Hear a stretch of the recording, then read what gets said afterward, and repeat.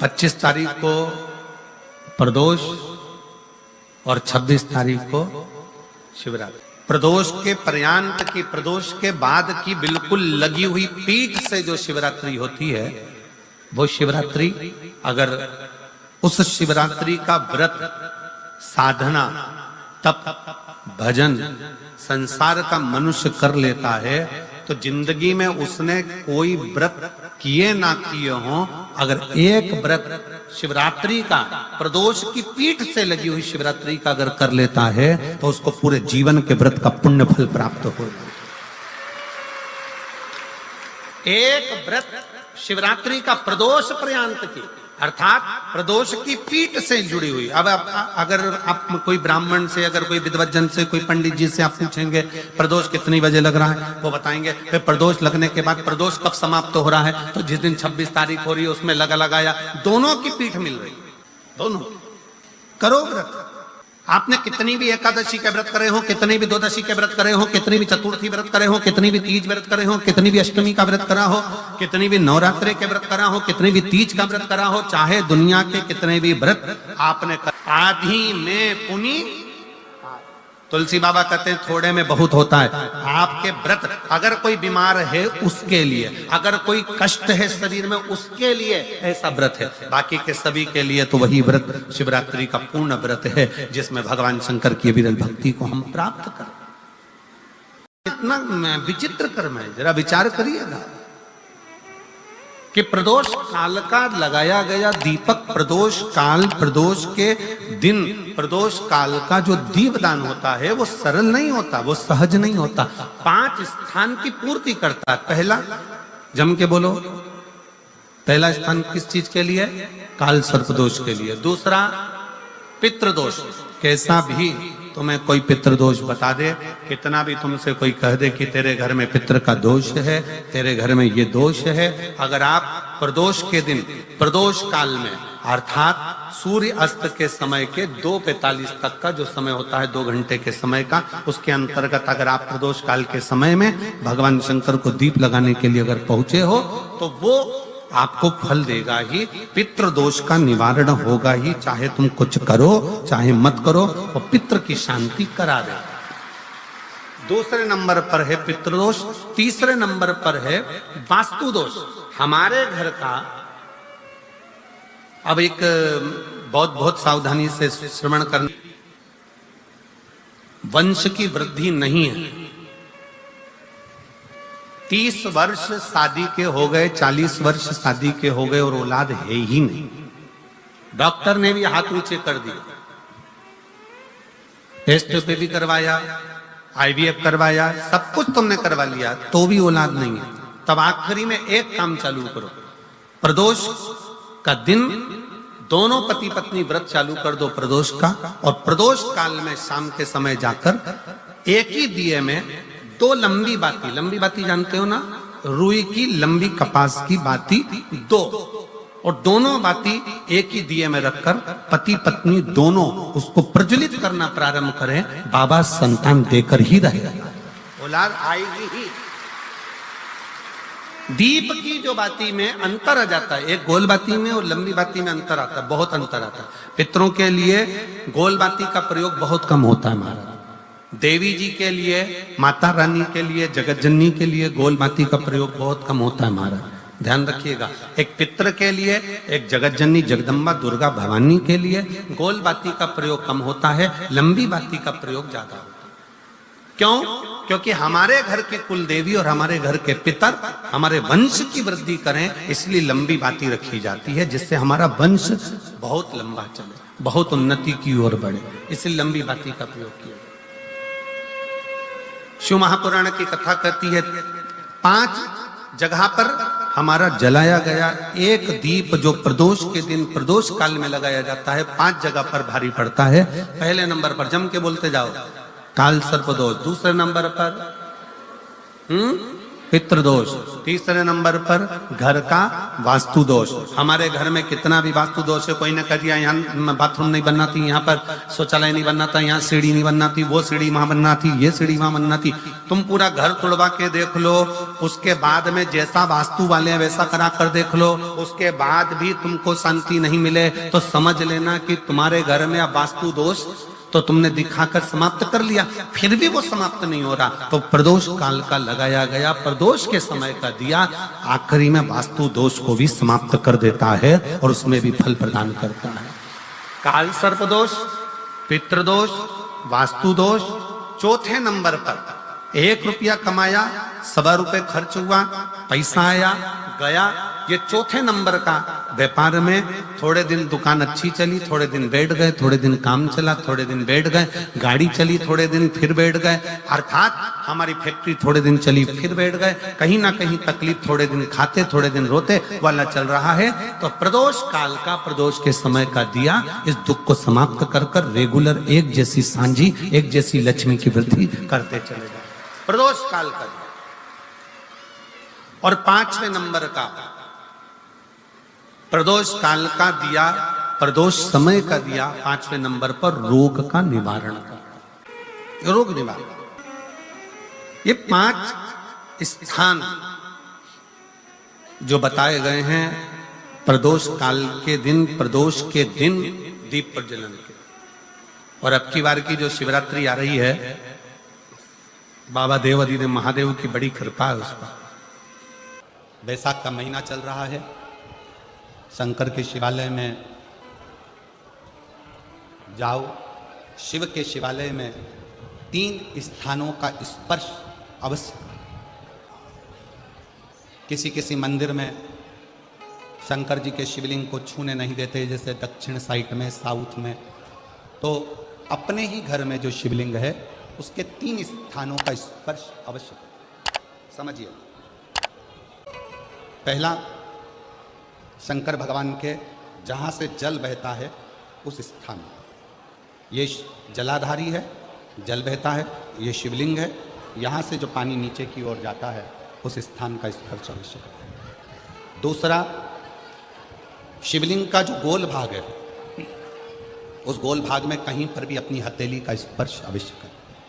तीसरा, शंकर भगवान के शिवलिंग का जो ऊपर का भाग है वहाँ अपने अस्त्र का स्पर्श अवश्य करें।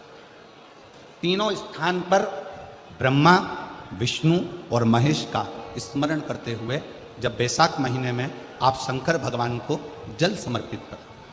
शिव जी को जब बैसाख के महीने में जल दिया जाए तो दोनों हाथ से अंजलि में कलश रखकर शंकर भगवान की अपने हाथ की अंजलि में जल रखकर शिव जी को जल अवश्य समर्पित करें।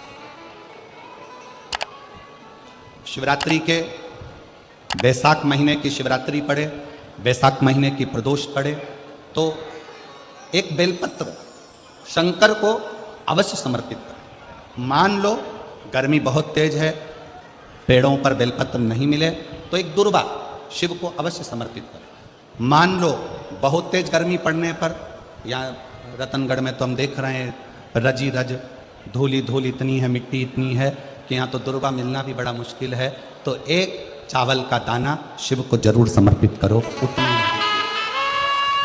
उतने में और बैसाख महीने में सबसे ज्यादा जरूरी है, जो सबसे ज्यादा जरूरी है बैसाख महीने में, वो जलाशय, अर्थात अपने घर के नज़दीक में कोई पानी का स्थान हो, जलाशय हो, वहाँ का जल शिव को समर्पित करना, या शिव के नंदी के पास में। और हम तो कहेंगे शंकर का नंदी केवल मंदिर में मत देखो, आपके घर के आसपास में हमारे मारवाड़ की पहले की रीति रही है। राजस्थान में बहुत सालों पहले, जब लगभग 19 से 20 साल पहले हम फलोदी में आए थे, 20 साल पहले, और 20 साल पहले जब हम फलोदी में आए थे राजस्थान में, तो हमने उस फलोदी राजस्थान में देखा था कि प्रत्येक घर के बाहर पत्थर का एक छोटा सा कुंडा जैसा होता, दो चीजें हमने फलोदी राजस्थान में प्रत्येक घर के बाहर 20 साल पहले देखी थी।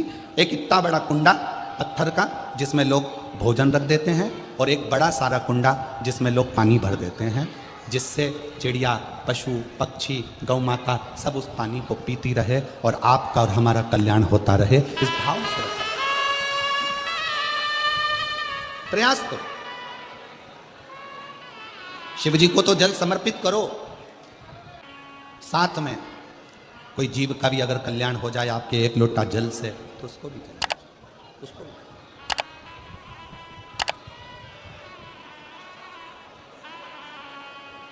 शंकर भगवान ओघड़दानी शिव, जिनका चढ़ा हुआ जल केवल मात्र स्पर्श, आचमन, दर्शन आपका और हमारा कल्याण कर देता है। अपने दुख को, अपनी तकलीफ को, अपने कष्ट को किसी दूसरे के दरवाजे पर जाकर कभी मत करो।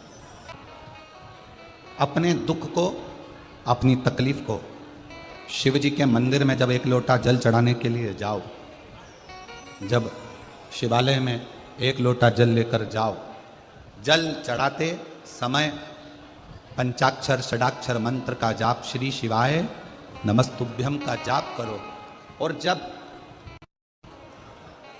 शिवलिंग, जलाधारी, ये चरण जहाँ से पानी बहकर नीचे गिरता है, वहाँ अपने हाथ को लगाकर अपने दुख को, अपनी तकलीफ को शंकर के उस अशोक सुंदरी गणेश कार्तिकेय के स्थान का स्पर्श करते हुए बाबा से जरूर कहो कि जैसे ये तुम्हारी बेटी है उसी तरह मैं तुम्हारी बेटी हूँ, जैसे तुम्हारे ये बेटे हैं वैसे मैं तुम्हारा बेटा हूँ। इनके दुख को आपने मिटाया था, मुझे भी अपनी बेटी मानकर मेरे दुख को मिटा दीजिए, मेरे दुख को समाप्त कर। किसी से मत कहो, पर शिव से कहो, शंकर से।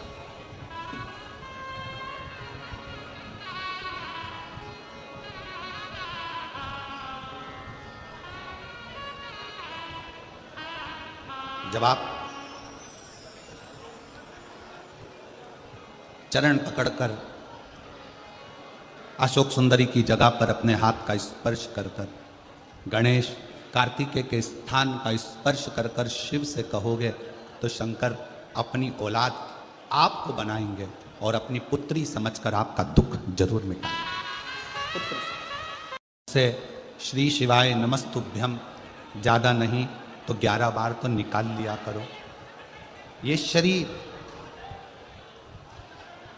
ये हृदय, ये चित्त, ये वृत्ति परमात्मा के चरणों में जाती है। दुख है ना, शिव से कहो। पुरुष में और स्त्री में एक बहुत बड़ा अंतर है। पुरुष में और स्त्री में एक बहुत बड़ा अंतर है। पुरुष एक कान से सुनता है, दूसरे कान से निकाल देता है। स्त्री दोनों कान से सुनती है, जुबान से निकाल देती है। पुरुष में और स्त्री में सबसे बड़ा अंतर यही है कि पुरुष यहाँ से सुनेगा, यहाँ से निकाल देगा, और स्त्री दोनों कानों से सुनकर मुख से निकाल देती है। शिव पुराण की कथा कहती है, अगर स्त्री को मुख से निकालना भी है सुनने के बाद, तो अपने पिता देवादिदेव महादेव के सामने जाकर निकाले तो बात। चाहे वो शनिचरी प्रदोष हो, चाहे रविवार की हो, सोमवार की हो, मंगल की हो, बुधवार की हो, गुरुवार की हो, शुक्रवार की हो, शनिवार की हो, कोई भी वार की हो प्रदोष, प्रदोष काल में शाम का समय सूर्य डूब रहा हो, बस डूबा ही हो, और उस समय पर केवल 3 दिन ऐसे रहेंगे, 3 बार ऐसे रहेंगे, 3 तिथियां ऐसी रहेंगी, 3 समय ऐसा रहेगा जिस समय पर तेरे द्वारा निर्मित शूल को भी शिव धारण करेगा और जगत का कल्याण करेगा। 3 दिन, 3 तिथियां, 3 बार, 3 नक्षत्र, 3 घड़ी, 3 पल।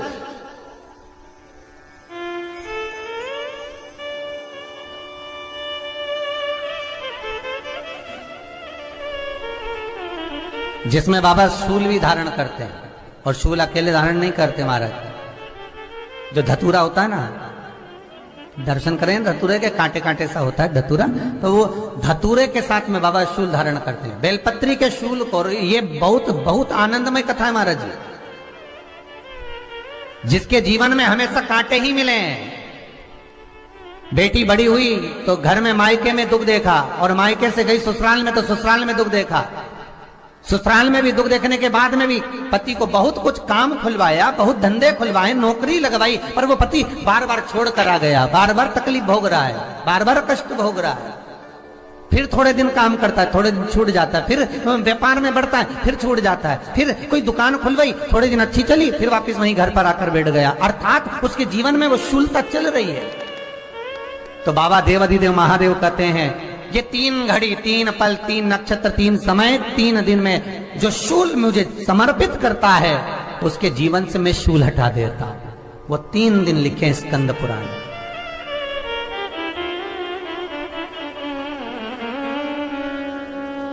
महाराज, बैसाख महीने में जो प्रदोष आती है, बैसाख के महीने में बहुत ध्यान से सुनना भाई, जो अपनी जिंदगी से बहुत तंग आ गए हो, परेशान हो गए हो, कष्टमय जीवन जी रहे हो, बहुत दुखी हो गए हो, उनके लिए ये स्कंद पुराण का चरित्र फिर मिले ना मिले, आप प्रेम से सुन लो भाव से। पहला, बैसाख महीने की प्रदोष, चाहे वो शनिचरी प्रदोष हो, चाहे रविवार की हो, सोमवार की हो, मंगल की हो, बुधवार की हो, गुरुवार की हो, शुक्रवार की हो, शनिवार की हो, कोई भी वार की हो, पर बैसाख महीने की प्रदोष, प्रदोष काल में शाम का समय सूर्य डूब रहा हो, बस डूबा ही हो, और उस समय पर सूर्य के डूबन के तुरंत बाद बाबा को धतूरे के साथ में बेलपत्री ना चढ़ाते हुए, बेलपत्री के वृक्ष के 7 कांटे बाबा के शिवलिंग पर समर्पित करे जाते हैं महाराज, अपनी जिंदगी में अड़चनों को हटाने के लिए। फिर आप जिस व्यापार में उतरे, जिस व्यवसाय में उतरे, जिस नौकरी में उतरे, आप दिल से करें, आपको तरक्की मिलेगी। आप हार नहीं सकते, नीचे नहीं आ सकते, उन्नति पर ही चढ़ेंगे। एक वैशाख मास की प्रदोष। दूसरा, शिवरात्रि के दिन मध्याह्न का समय महाराज, जो बड़ी शिवरात्रि होती है माघ की, बड़ी शिवरात्रि के अंतर्गत मध्याह्न का समय, दोपहर के ठीक 12 बजे, चाहे फिर वो कोई भी दिन हो महाराज, शिवरात्रि जिस दिन पड़ रही हो,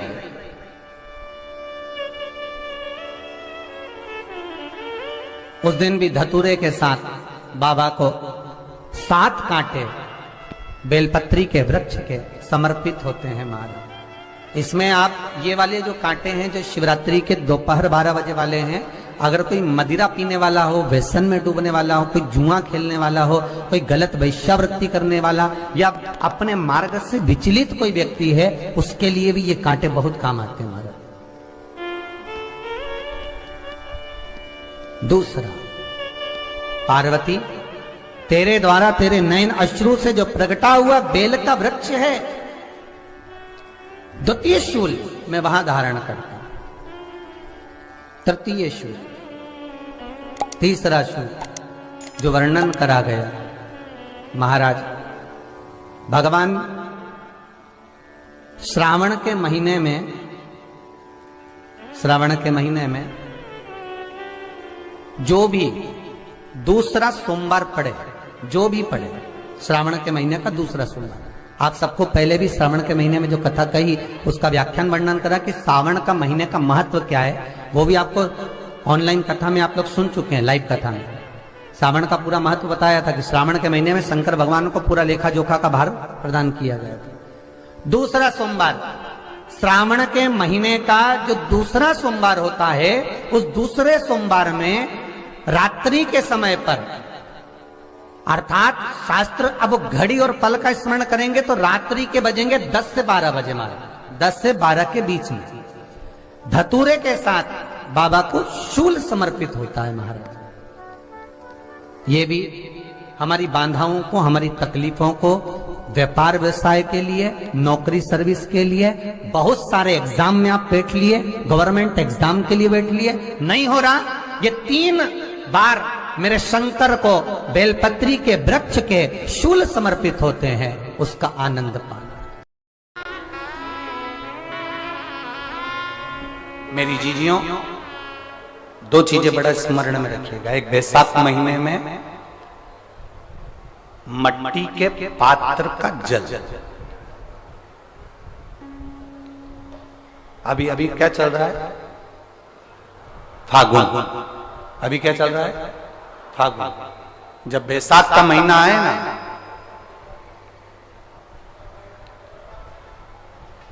जितने यहां बैठे और जितने आस्था चैनल पर सुन रहे हो, जितने फेसबुक यूट्यूब पर कथा श्रवण कर रहे हैं, जितने मोबाइलों पर देख रहे हैं, प्रयास करना, बैसाख के महीने में मिट्टी के पात्र में जो रात्रि भर जल रखा हो, मिट्टी के पात्र में, अगर आपके पास में घड़ा हो, हंडा हो, नी हो, तो दिया हो, दीपक हो, कुल्लड़ हो, कोई भी तुम्हारे पास में जो मिट्टी का पात्र, उसमें जल भरना।